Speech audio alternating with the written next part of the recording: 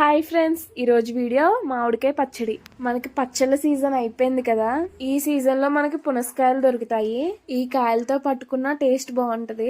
Neat గా కాయల్ని కడిగి క్లాత్ తో తడి లేకుండా తుడాలి. తర్వాత ఇలా కట్ చేసుకోవాలి. మేమైతే మీడియం సైజ్ లో కోసం, కొంతమంది పెద్దవి కోయించుకుంటారు, కొంతమంది బాగా చిన్న ముక్కలు కోయించుకుంటారు. మేమైతే మీడియం సైజ్ లో కోసం. మరి మాకైతే కస్టమర్ మీడియం సైజ్ లోనే కట్ చేయమని చెప్పారు, అందుకే మీడియం సైజ్ లో కట్ చేసాము. మేము 4 కేజీలకి ముక్కలు కట్ చేసాము. 1/2 కిలో ఆవాలు తీసుకుని మిక్సీ ఆడుకోవాలి. ఆల్రెడీ మన ఛానల్లో ఫుల్ వీడియో పెట్టాను ఆవకాయ పచ్చడిది.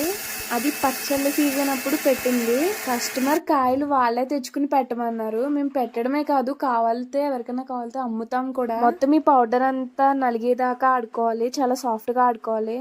చూడండి, బాగా నలిగింది.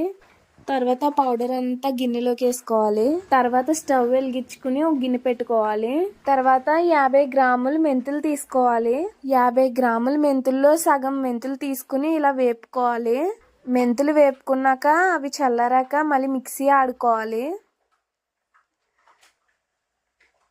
బాగా మెత్తగా ఆడుకోవాలి ఇలాగా.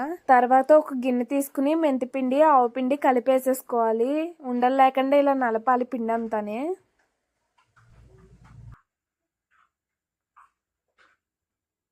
తర్వాత 1/2 కేజీ ఉప్పు వేసుకోవాలి.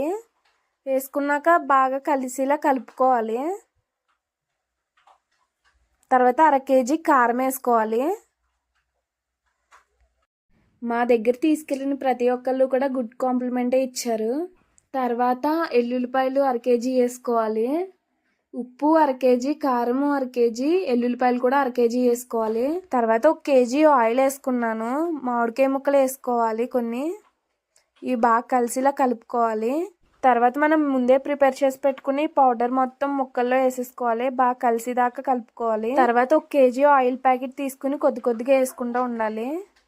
వేసుకున్నాక మళ్ళీ కొన్ని ముక్కలు వేసుకోవాలి. మామిడికాయ ముక్కలు బాగా కలపాలి. ఎవరికన్నా కావాలితే అడ్రస్ హైదరాబాద్ ఎల్లారెడ్డిగూడ. కారం, ఉప్పు అన్నీ ముక్కకు పట్టేటట్టు బాగా కలుపుకుంటూ ఉండాలి. మళ్ళీ ఆ పౌడర్ వేసుకుని మళ్ళీ కలుపుకోవాలి.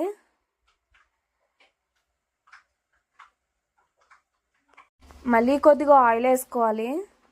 సేమ్ మన ఆంధ్ర సైడ్ పచ్చళ్ళు పెడతారు కదా, సేమ్ అదే టేస్ట్ ఉంటుంది. మొత్తం అంతా కలిసిదాకా బాగా కలుపుకోవాలి.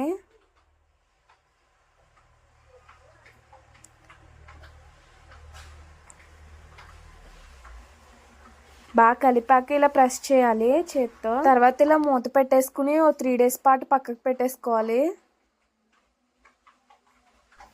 3 డేస్ అయిపోయాక పచ్చడి మొత్తం కలుపుకోవాలి. పచ్చడి రెడీ అయిపోయింది. ప్లీజ్ లైక్ చేసి అలాగే మా ఛానల్ని సబ్స్క్రైబ్ చేసుకోండి.